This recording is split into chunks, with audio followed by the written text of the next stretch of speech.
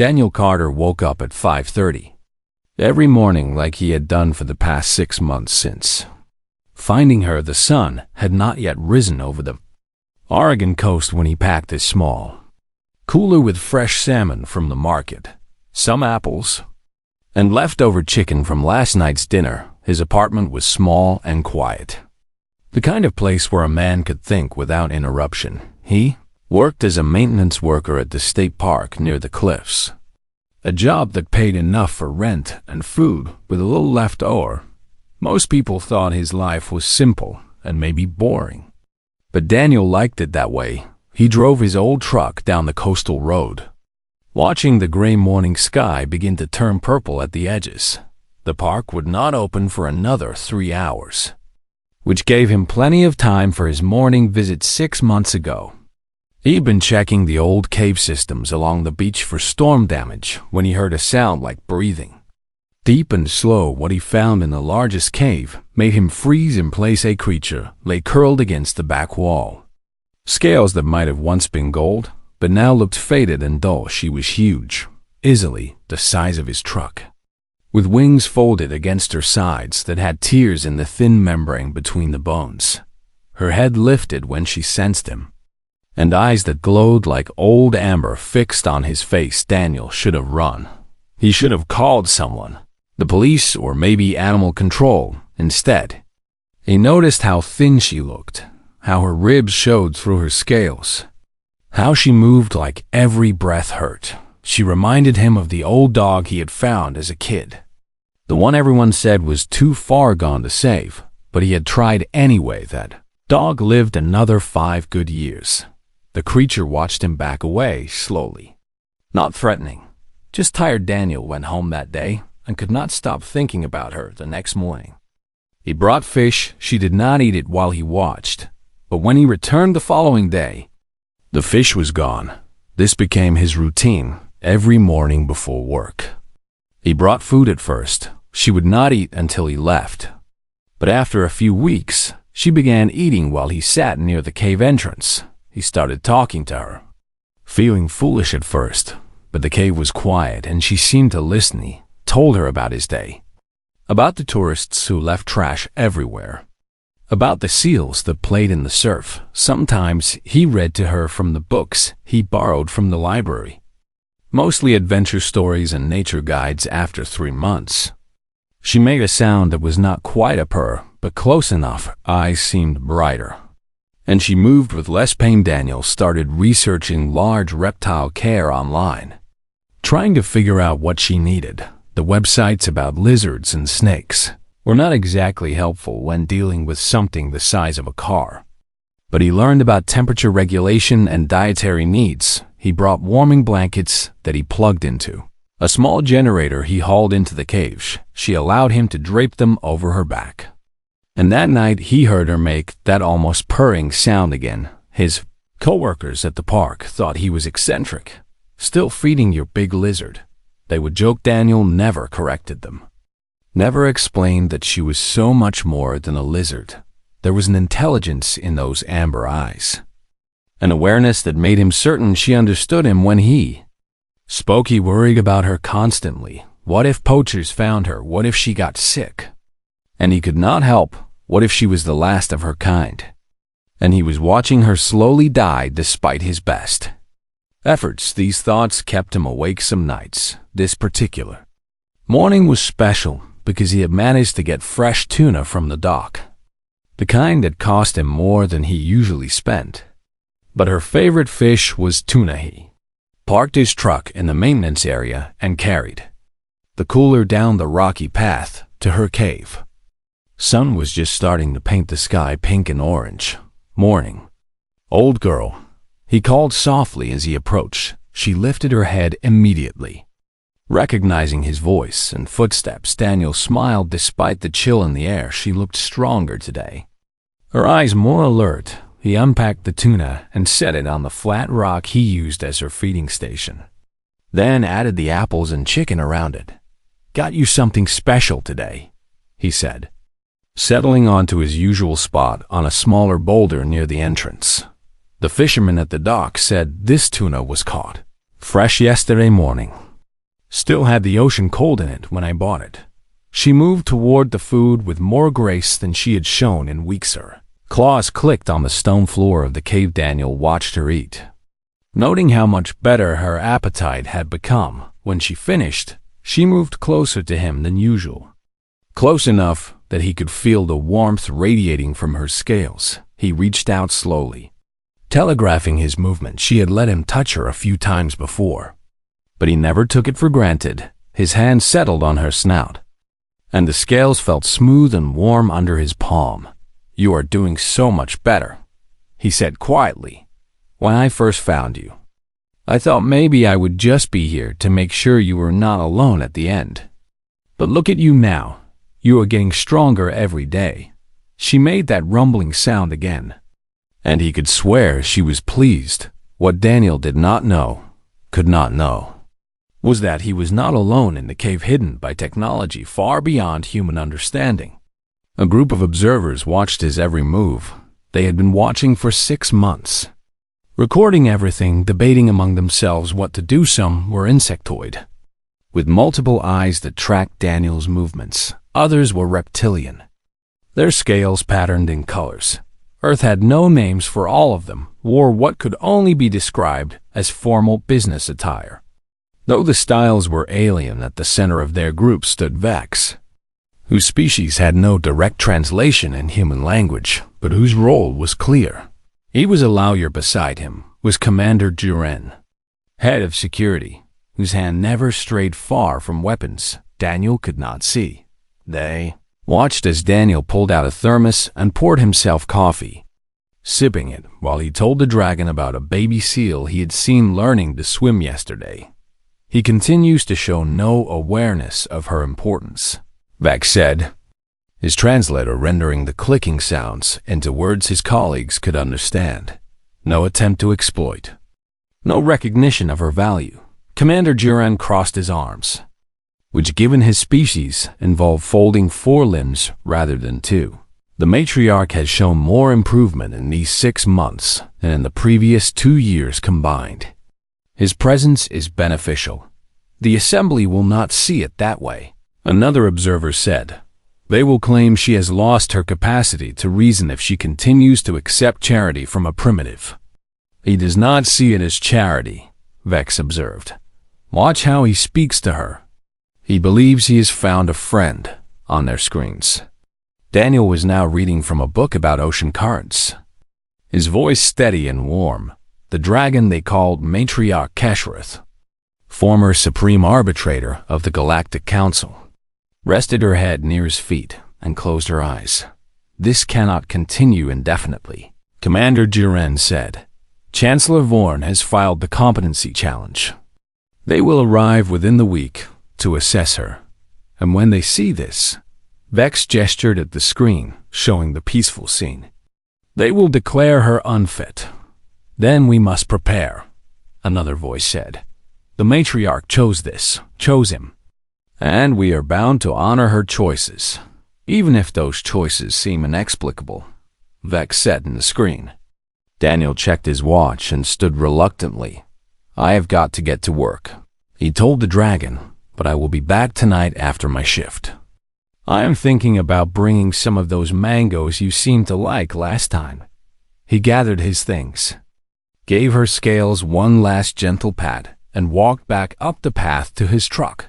The observers watched him go, then turned their attention back to the dragon. She watched the cave entrance long after Daniel disappeared. And for the first time in centuries, Matriarch Keshrith felt something she thought she had lost forever: hope. Matriarch Keshrith had not always lived in a cave on a backwater planet at the edge of explored space for 800 years. She had served as supreme arbitrator of the Galactic Council, mediating disputes between species that could have torn the assembly apart. She had prevented 17 wars, negotiated 43 territorial agreements, and personally intervened in countless conflicts that history would never record. The weight of those centuries pressed on her like gravity from 1,000 worlds. Every decision she made affected billions of lives, sometimes trillions. Every word she spoke was analyzed by diplomats and politicians. Looking for advantage, she could not rest without security briefings, could not eat without tasters checking her food, could not have a single moment that belonged only to herself. 3 years ago, she began to feel the exhaustion in her bones, not the tiredness that came from a long day, but a deeper weariness that sleep could not touch. Her scales began to fade, her wings grew heavy, and she found herself struggling to care about matters that once consumed her. Council physicians examined her with their advanced equipment and found nothing physically wrong, but Keshrith knew the truth. She was tired of the burden of importance when she announced her retirement.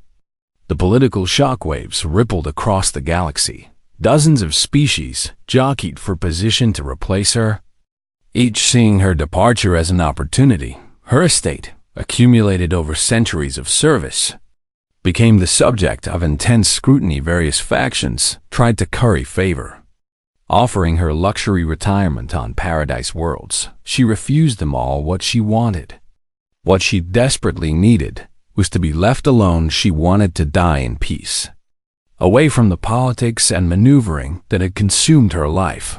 Her legal team, headed by Vex, who had served her for 200 years, worked to arrange her final wishes. They searched for remote locations where she could live out her remaining time without interference. Earth was perfect. The humans had not yet been contacted officially, though the Assembly had been observing them for decades. They were violent and chaotic, but showed potential for eventual integration into galactic society. More importantly, they had no context for identifying alien species on Earth. Keshrith would be just another strange creature in a world full of strange creatures. 6 months ago, she arrived at the Oregon coast with her security detail and legal team. They established cloaking fields around the cave system, set up monitoring equipment, and prepared to watch her die. The first few weeks were difficult. Keshrith felt the pull of darkness, the desire to simply stop fighting. She had lived long enough, done enough, and was so very tired. Then Daniel found her at first. She planned to ignore him, hoping he would leave and forget about her, but he kept coming back. He brought food and water, speaking to her in soft tones that required no response. His language was primitive, and he had no idea what she was. But something in his voice carried genuine concern. She told herself she was only accepting his offerings because refusing would draw more attention. But the truth was more complicated. Daniel treated her with kindness that expected nothing in return. He did not want political favors or access to her wealth. He did not see the Supreme Arbitrator or the Matriarch or any of the titles she had carried. He saw a creature in pain and wanted to help it. Had been centuries since anyone treated her that way in the monitoring station hidden among the rocks. Her team watched with growing concern. Her vital signs are stabilizing, Dr. Kelm reported, his multiple eyes scanning the medical readouts. Muscle tone is improving. Neural activity shows increased engagement. The human's visits correlate directly with these improvements, Vex noted, pulling up charts on his datapad every time he arrives. Her stress hormones decrease, and her system begins normal regulatory functions. Commander Duran watched the live feed showing Daniel reading to Keshrith from a book about whales. This is unprecedented. We prepared for end-of-life care, not recovery. Should we intervene? Asked Lieutenant Mora, one of the junior security officers. The matriarch specifically requested no interference. Vex said firmly, her will states that we are to observe and protect but not interact unless she summons us. But this human has no idea what he is dealing with. Mora protested. He could inadvertently harm her. Look at the scans. Dr. Kelm said, he is not harming her, quite the opposite. His presence appears to be therapeutic. Commander Duran frowned, which given his facial structure involved several disturbing muscle movements. This complicates matters significantly. Chancellor Vorn has already begun his challenge. The mere mention of Chancellor Vaughn's name caused tension in the room. Vern was a career politician who had spent decades trying to undermine Kesharith's authority now that she was retired and vulnerable.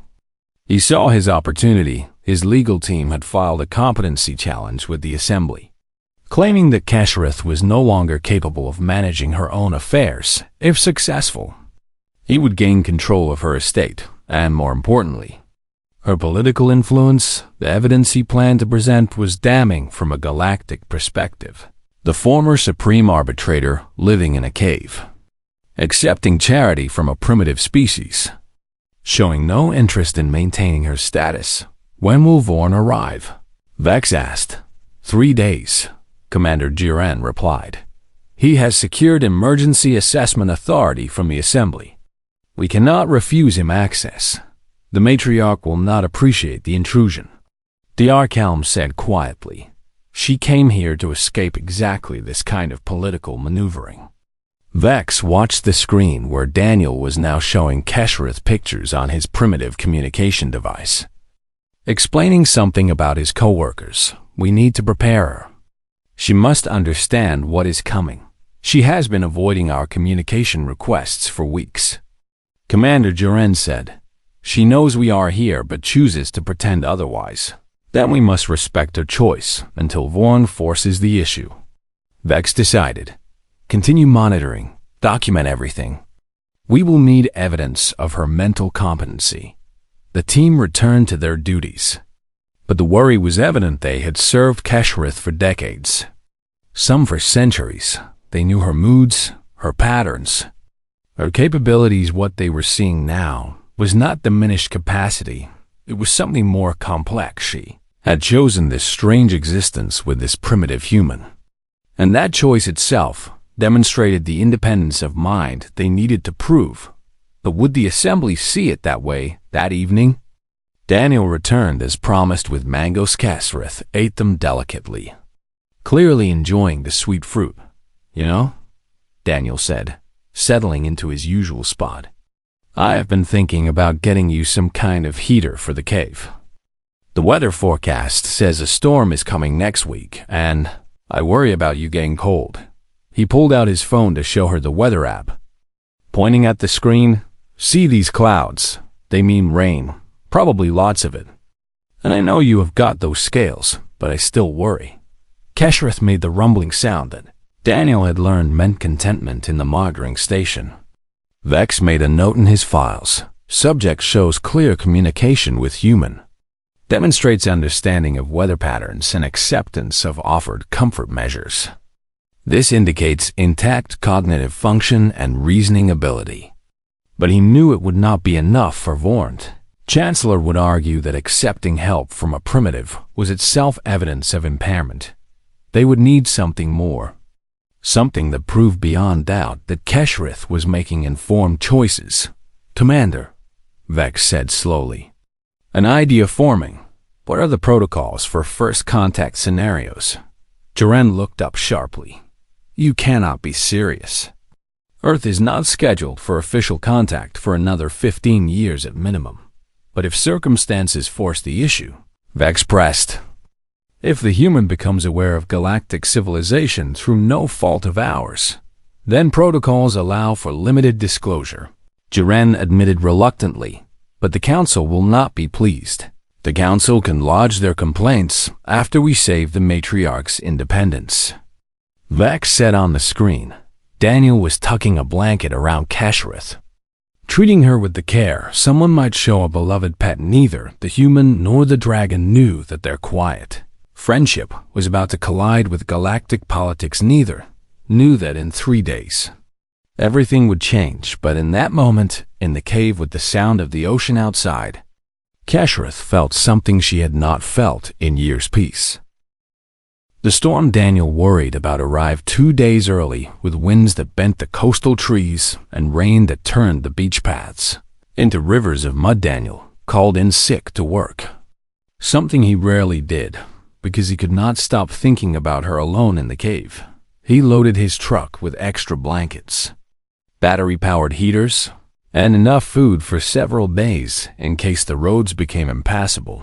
The drive to the park took twice as long as usual, his windshield wipers barely keeping up with the downpour when he finally reached the maintenance area. He saw something that made his heart stop. Lights. Dozens of lights near the cave entrance, glowing through the rain like earthbound stars. His first thought was poachers. Then maybe government agents. Then he stopped trying to guess and just ran the rain soaked through his jacket immediately. But he did not care. He had to make sure she was safe. What he found when he reached the cave made his mind struggle to process reality. The lights came from equipment he did not recognize. All angles and smooth surfaces that seemed to absorb the rain rather than shed it. But that was not the shocking part. The shocking part was the people, except they were not people. One stood nearly 8 feet tall, with 4 arms and scales that shifted colors in the strange light. Another was shorter but wider, with what looked like insect features and too many eyes. There were others, maybe a dozen in total, all clearly not human, all wearing clothes that looked like business suits designed by someone who had never seen a business suit. They surrounded the cave entrance in a loose semicircle, and in the center of that semicircle stood a being that radiated authority despite looking like a cross between a lizard and a bear. Chancellor Vorn. Though Daniel had no way of knowing that name yet, behind them all, deeper in the cave, Daniel could see her. She stood at her full height, wings partially spread, placing herself between him and the assembled aliens. Her posture was protective. "What is this?" Daniel heard himself say, his voice barely audible over the storm. "What are you doing to her?" The tall scale being turned to look at him, and Daniel found himself staring into eyes that held more intelligence and calculation than he had ever seen. "The human," the being said, and somehow Daniel understood the words despite them coming from a mouth that should not be able to form human speech. "How convenient. We have questions about your involvement with this individual." "My involvement," Daniel repeated, still trying to make sense of the scene. "I feed her, I check on her, I make sure she is okay." "What is this about?" "You feed her," the bear lizard creature said, its tone dripping with something that might have been contempt. "Do you understand what she is? What you have been feeding?" "She's hurt," Daniel said, feeling anger cut through his confusion. "She needed help." "I do not care what she is." The tall being, Commander Jiren, though Daniel did not know this yet, stepped forward. His 4 arms were positioned in a way that suggested he was trying to appear non-threatening, though the weapons visible on his belt somewhat undermined that effort. "Mr. Carter," Jiren said, "my name is Commander Zieren.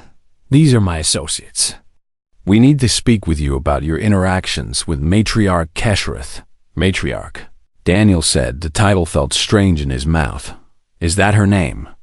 "It is one of her names," another voice said, this one coming from the insectoid being. "She has many titles.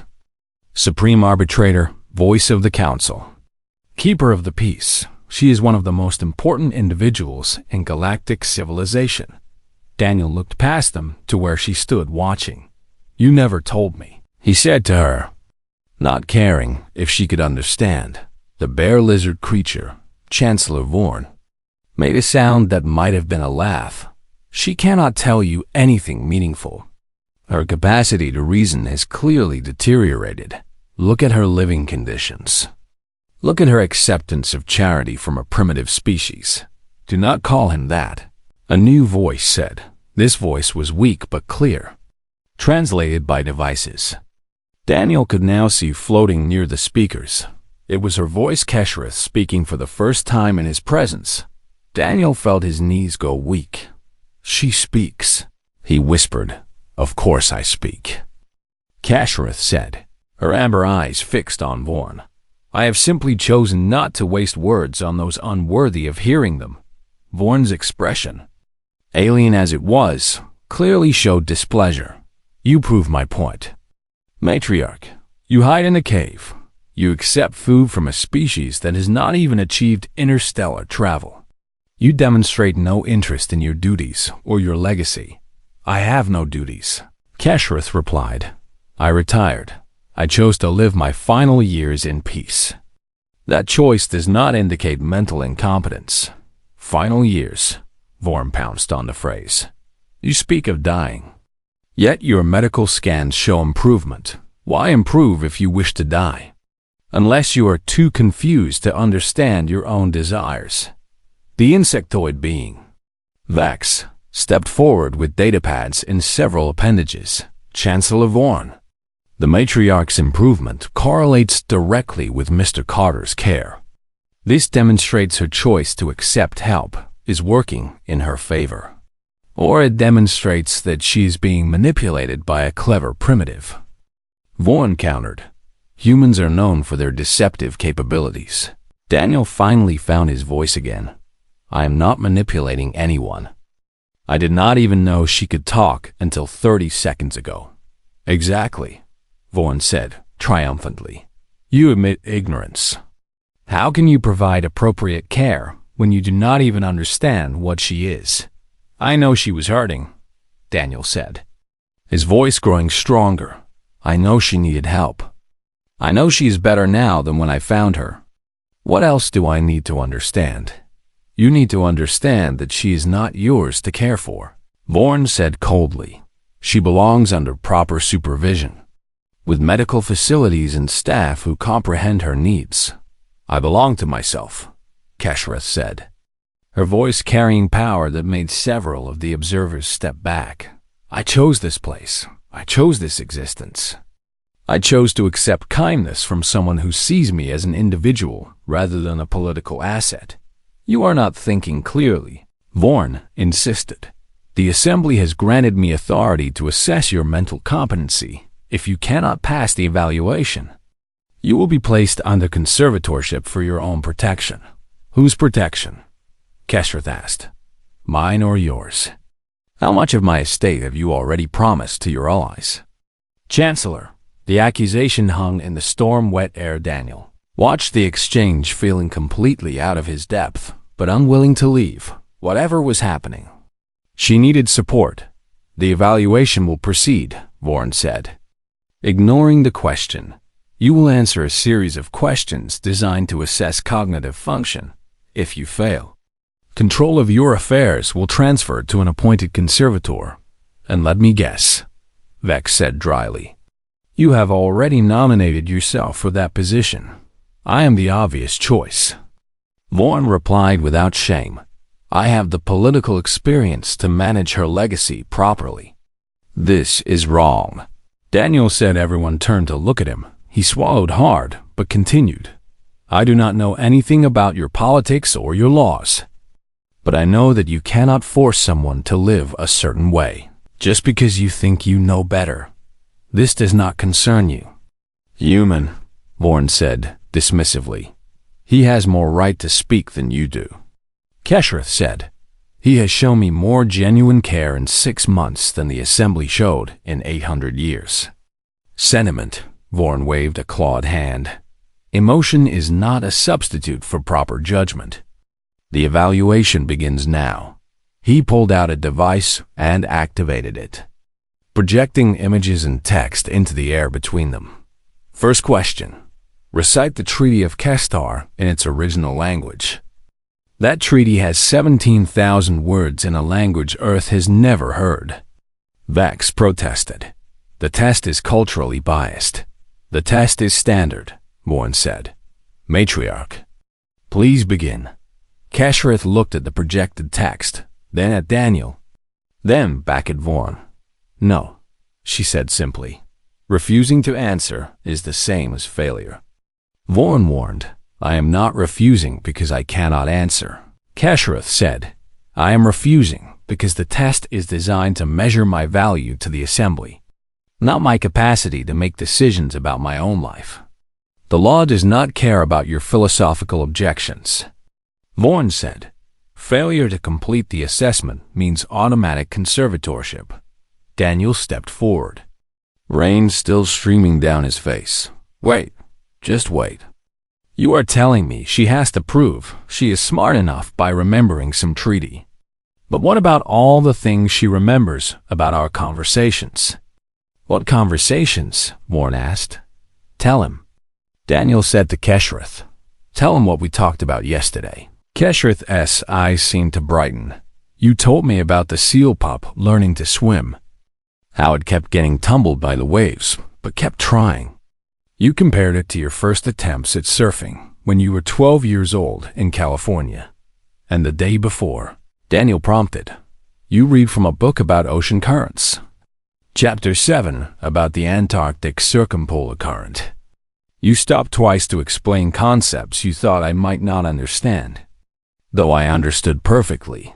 3 days ago, Daniel continued, you brought me apples and complained about a tourist who littered near the tide pools. You spent 15 minutes picking up trash while telling me about how humans need to take better care of their planet. Daniel turned to Vaughn. She remembers everything, every story, every conversation. How is that not proof that her mind works fine? Vaughn's expression was hard to read, but seemed less certain. Remembering conversations with one individual proves nothing. It proves she chooses to remember what matters to her, Vex said quickly, seeing the opening. The storm passed overnight, leaving the morning sky clear, and cold. Daniel had not slept. Instead, spending the night in his truck outside the cave, while alien equipment hummed and glowed around him several times. Commander Zeharan or one of his security team approached to offer him shelter in their climate-controlled stations. But Daniel refused. If they were watching Keshrith, he was watching them around dawn. Vex emerged from one of the sleek structures and walked over to Daniel's truck. The insectoid liar moved with careful deliberation, clearly trying not to appear threatening. Mr. Carter, Vex said through his translation device. May I speak with you? Daniel rolled down his window, cradling a cup of coffee he had brewed on his portable camping stove. I am listening. I need to explain what is happening, Vex said. You deserve to understand the situation fully. I am feeding someone important, and a politician wants to take control of her life. Daniel said, that is what I understood so far. Vex made a clicking sound that might have been approval. You understand more than Chancellor Vorn gives you credit for. But there is additional context you should know. Over the next 30 minutes, Vex explained Keshrith's history, 800 years of service, countless lives saved through her mediation, the weight of responsibility that had nearly crushed her. He described her wealth, estates on 17 worlds, investments that funded hospitals and schools across the galaxy. He told Daniel about the political factions that circled her retirement like scavengers, each wanting access to her resources and influence. When she came to Earth, Vex said, we thought we were arranging end-of-life care. She was dying, Mr. Carter, not from disease but from exhaustion, from the burden of being important. And then I showed up, Daniel said quietly. And then you showed up, Vex confirmed. You treated her like she was just another creature that needed help. You did not want anything from her. You just wanted her to be okay. That is because I did not know, Daniel said. Would it have changed your behavior if you had known? Vex asked. Daniel thought about it, watching the cave entrance where he could see Keshrith's outline. I do not think so, he said finally. Maybe I would have been more nervous. But she still would have needed help. That does not change based on who she used to be. That perspective is unfortunately rare in galactic civilization, Vex said. Most beings see matriarch Keshrith and calculate how they can benefit from knowing her. That sounds lonely, Daniel said. Vex's multiple eyes blinked in what might have been surprise. I had not considered it in those terms. But yes, I believe it was very lonely.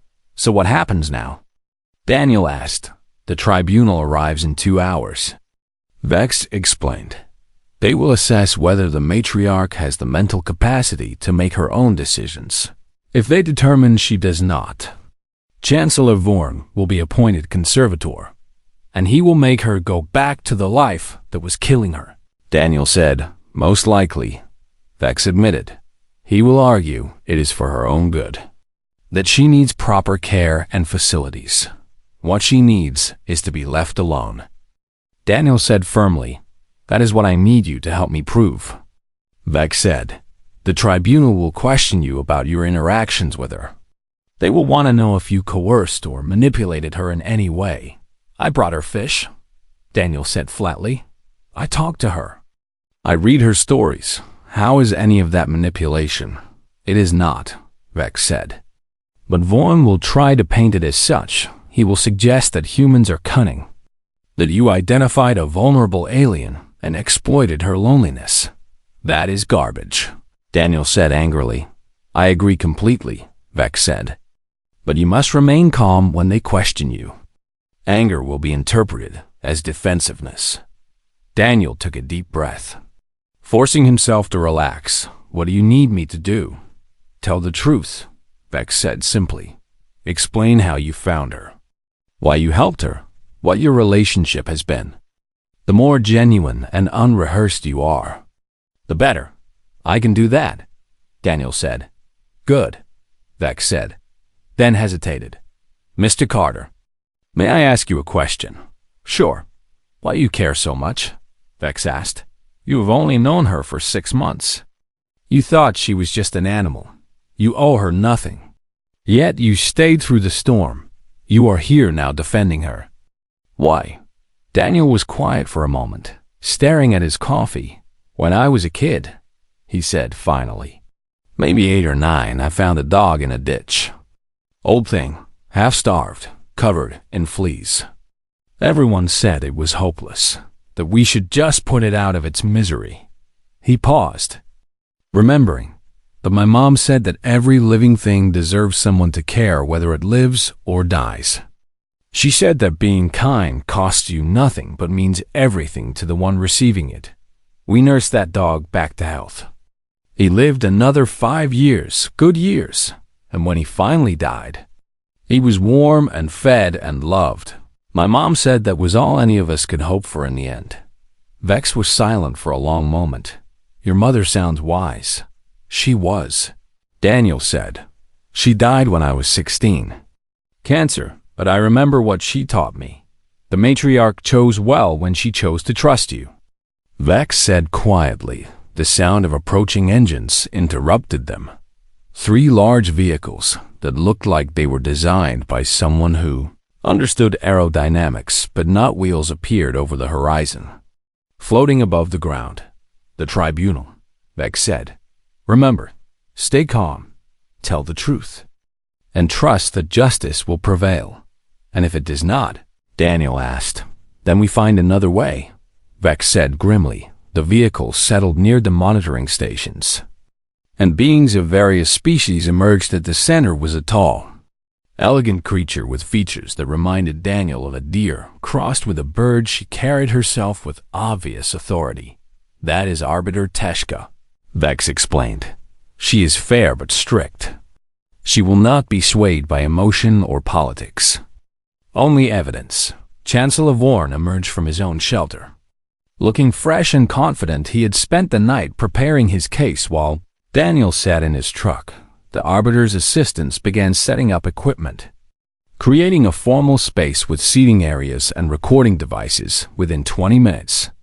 They had transformed the muddy clearing into something resembling a courtroom.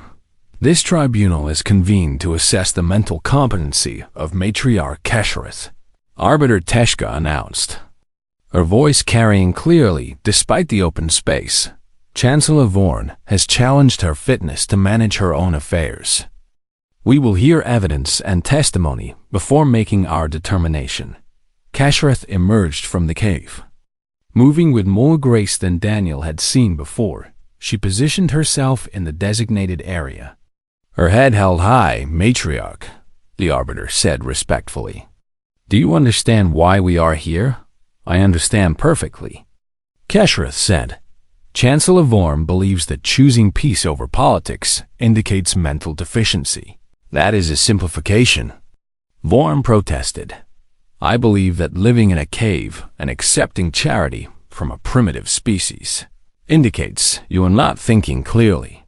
Then let us examine the evidence, Arbiter Teshka said. Chancellor Vorn. Present your case. Vorn activated his data displays, showing images of the cave, medical scans, and recorded observations. The evidence is clear, he argued. Matriarch Kesherith, one of the greatest minds in galactic history, has reduced herself to living in primitive conditions. She accepts food from a human who cannot possibly understand her needs. She shows no interest in her legacy or her responsibilities. She retired from those responsibilities. Vex interjected. Retirement does not mean abandonment of reason, Warren countered. Look at these scans. When she arrived on Earth, she was already declining. Now she has stabilized, but why? Because she is receiving proper care? No. Because a human brings her fish. He made it sound ridiculous. Furthermore, Vorn continued, she has formed an inappropriate attachment to this human, refusing proper medical care in favor of his amateur efforts. I never refused medical care, Kesherith said. I refused unwanted medical care. There is a difference. You see, Vorn said to the Arbiter. She cannot distinguish between care she needs and care she wants. Classic signs of impaired judgment. Arbiter Teshka turned to Vex. Defense. Your response. Vex stood, his multiple limbs holding various data pads. The prosecution's argument rests on the assumption that unconventional choices indicate incompetence. This is false logic. He brought up his own displays, showing Kesherith's improved health metrics. The matriarch's condition has improved precisely because she made the choice to accept Mr. Carter's help. This demonstrates sound judgment, not impairment, or it demonstrates luck. Vorn said, she stumbled into beneficial circumstances without understanding them. Then let us ask the one person who can clarify. Vex said. He turned to Daniel. Mr. Carter, please come forward. Daniel stood on shaky legs, very aware that he was the only human in a gathering of alien beings deciding the fate of his friend, Mr. Carter. Arbiter Teshka said, you have been caring for Matriarch Kesherith for 6 months. Is that correct? Yes, ma'am, Daniel said. Then wondered if ma'am was appropriate for an alien. Describe your first encounter. She requested. Daniel took a breath and began. He told him about the storm damage inspection, finding her in the cave, thinking she was dying. He described the decision to bring food, the gradual building of trust, the routine that developed. I just wanted to help. He said simply, I did not know she was important. I just knew she was hurting. And when did you realize she was intelligent? The Arbiter asked right away. Daniel said, I mean, I did not know she could talk or that she was from space or anything. But I could see it in her eyes. She understood things. Arbiter Teshka stood silent for a long moment, her bird-like features giving away nothing of her thoughts. The assembled observers waited, the only sound being the distant crash of waves against the cliffs. Chancellor Vorn, she said finally, your evidence shows that Matriarch Kesherith chose an unconventional retirement. This is not disputed, however. Unconventional choices are not in themselves evidence of incompetence. But Arbiter, Vorn protested, she is living in a cave she selected, Teshka said, on a planet she researched and chose, accepting help from an individual whose character she assessed accurately. These are not the actions of an impaired mind. She turned to address everyone present. I have reviewed the medical scans. The matriarch's cognitive function is not only intact, but shows improvement since her arrival on Earth. Her memory is perfect, her reasoning sound. Her choices, while unusual, are consistent with someone seeking peace after centuries of service. This is outrageous, Vorn said. She is wasting away with a primitive. She's recovering with a friend. Vex countered. Arbiter Teshka raised a hand for silence. I am not finished. Mr. Carter, your testimony has been enlightening. You treated matriarch Keshereth with dignity and compassion without knowledge of her status. This suggests either remarkable instinct or remarkable character. I just did what felt right. Daniel said. Precisely, Teshka said. You acted on empathy rather than calculation. The matriarch's choice to trust you demonstrates her judgment was sound, not impaired. She pulled up a holographic display showing complex legal text. Furthermore, the law is clear on this matter. Retirement from public service does not require maintenance of previous lifestyle. Citizens have the right to choose their living conditions provided those conditions do not endanger themselves or others. Living in a cave endangered her health. Vaughn argued. Her health was already failing when she arrived, Dr. Kelm interjected. Speaking for the first time, the cave did not cause her decline. The burden of her former life did. Removing that burden, combined with Mr. Carter's care, allowed her system to stabilize. Medical opinion supports the conclusion that the matriarch's choices have been beneficial, Teshka noted. Therefore, I find no evidence of mental incompetence. No, Bourne said sharply. I invoke the right to challenge.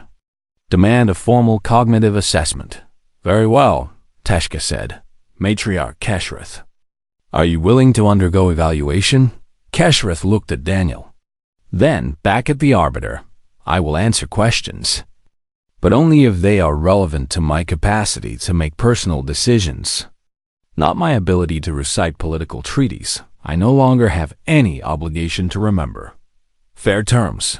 Teshka agreed. She pulled up a different display. This one showing scenarios and questions. Scenario 1. You are offered 2 retirement locations. One is a luxury estate with full staff and medical facilities. The other is a remote cave with no amenities. Which do you choose and why? The cave, Keshereth said without hesitation. The luxury estate comes with observers, staff who report on my condition. Visitors who want favors. The cave offers solitude, which is what I require to heal. Scenario 2. A stranger offers you food daily. What is your assessment of their motivation? Initially, I suspected ulterior motives, Keshereth said. However, observation of the individual's behavior, consistency of care without requests for reciprocation, and genuine concern for my welfare led me to conclude the motivation was altruistic. How did you reach this conclusion? Teshka asked. I listened to his words and watched his actions.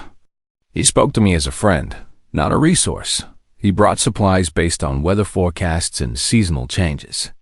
Demonstrating planning and care, he researched reptile nutrition to improve my diet. Showing dedication without expertise. These behaviors are inconsistent with exploitation. Vaughn shifted uncomfortably. The assessment was clearly not going as he planned. Scenario 3. Teshka continued. Political factions seek to control your estate and influence. How do you respond? I established legal trusts before retirement, Keshereth said.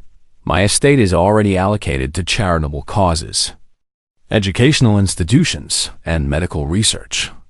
No individual can claim it because there is nothing to claim. My will is filed, witnessed, and legally binding. Vex clicked approvingly. He had helped draft that will himself. You planned your retirement carefully, Teshka observed. I spent 2 years planning, Keshereth confirmed. I considered locations, legal protections, and potential challenges.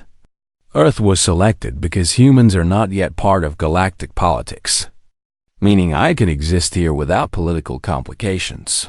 Until now, Daniel muttered. Sareth's eyes seemed to smile. Until now, she agreed. Arbiter Teshka reviewed her notes, then looked directly at Chancellor Vaughn. Chancellor, unless you have additional evidence of impairment, I am prepared to rule. Vaughn's expression showed he knew he had lost. But he was not finished fighting. The human has clearly influenced her, he said. His presence has altered her behavior. That influence could be considered a form of manipulation. By that logic, Vex said, every friendship is manipulation. Every relationship is coercion. The Chancellor's argument reduces to absurdity, Mr. Carter, Teshka said. Has Matriarch Keshrith ever refused your help or asked you to leave? Daniel thought back over 6 months of mornings. Sometimes she does not want to eat right away, he said. Sometimes. She seems tired and I leave earlier. She lets me know what she wants. I pay attention. And have you ever pressured her to accept anything she did not want? No, ma'am, Daniel said. If she did not want something, I would not give it to her. That is not how respect works. Teshka made a final notation on her display. I have reached my decision. Matriarch Keshrith has demonstrated clear cognitive function, sound reasoning, and the capacity to make informed decisions about her own life. Furthermore, her choice to accept assistance from Mr. Carter has proven beneficial to her health and well-being. She turned to Vorn, Chancellor. Your challenge is denied. The matriarch retains full control of her affairs. This tribunal is concluded. Vorn looked like he wanted to argue further. But Arbiter Teshka's authority was final. He gathered his materials with jerky, angry movements. This is not over, he said to Keshrith. The Assembly will hear about this irregularity. The Assembly can hear whatever you wish to tell them, Keshrith said calmly, but they cannot change the law to suit your ambitions. Vorn left without another word, his assistants scrambling to follow as the tribunal began to pack up their equipment. Daniel felt the tension drain from his body. He had not realized how scared he had been. Mr. Carter, Arbiter Teshka approached him.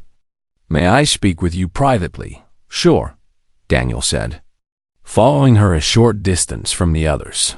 What you did for the matriarch, Teshka said, was remarkable. You helped her without knowledge of who she was, without expectation of reward. This is rare even among species that have been part of galactic civilization for millennia. I just did not want her to die alone, Daniel said. That simple compassion may have saved one of our greatest leaders, Teshka said. But there are complications now. Earth is not yet formally contacted. Your knowledge of galactic civilization creates a situation we must address. Daniel felt his stomach drop. Are you going to make me forget? We could, Teshka admitted. But I believe that would be wrong. Instead, I am going to recommend that the Assembly accelerate Earth's contact timeline. Your species shows potential that we did not fully appreciate. Because I fed someone fish, Daniel said incredulously. Because you saw suffering and responded with kindness, Teshka corrected. That trait is more valuable than technology or military strength. It suggests humanity may have much to teach us. She handed him a small device. This is a communicator. In the coming months, you will be contacted by our diplomatic corps. They will want to learn more about human culture and values. You will be compensated for your time. Of course, I do not need compensation, Daniel said. Nevertheless, you will receive it, Teshka said. Consider it payment for the fish you brought. She smiled, which on her species involved a complex arrangement of facial features. Take care of her. Mr. Carter, the galaxy owes her peace, and apparently, you are the one who can provide it. After Teshka left, Daniel walked back to where Keshrith waited. Most of the aliens were packing up. Though Vex and Commander Jiren approached Mr. Carter, Vex said, we will be maintaining our monitoring station, but at a greater distance. The matriarch has requested privacy. We will also be purchasing this land, Commander Jiren added, creating a protected zone around the cave. Your access will be unrestricted, of course. You are buying the whole park? Daniel asked. Shocked. Only the sections necessary to ensure security, Jiren said. Your job will not be affected. We have already spoken with your supervisors. They believe we are a conservation group, which is technically true. Vex said, "We are conserving the matriarch's well-being." After they left, Daniel sat down on his usual rock near the cave and Transkessereth settled beside him, closer than she usually came. "So," Daniel said, "you are kind of a big deal." "I was," Keshereth corrected. "Now I'm just someone who enjoys fresh salmon and stories about seals." "Are you going to stay?" Daniel asked. "Here, I mean, now that everyone knows where you are. This is my home now." Keshereth said, "If you will still have me, I will still bring you breakfast every morning." Daniel promised, "Though I might start buying